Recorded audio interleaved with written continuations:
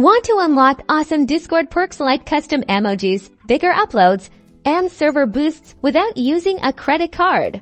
Today, I'll show you exactly how to subscribe to Discord Nitro using GCash, a super convenient option especially if you're in the Philippines. First, open the Discord app on your phone. Make sure you're logged into the account you want Nitro on.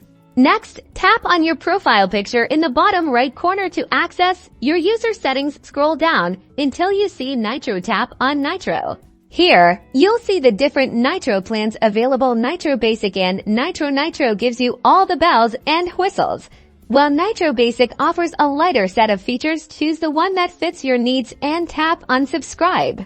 Now, you'll see the payment options. Google Pay should be the default option here. If Google Pay is not set up, refer to other videos on how to set it up. Next, confirm your purchase. The GCash account tagged to your Google Play account will be charged the corresponding amount.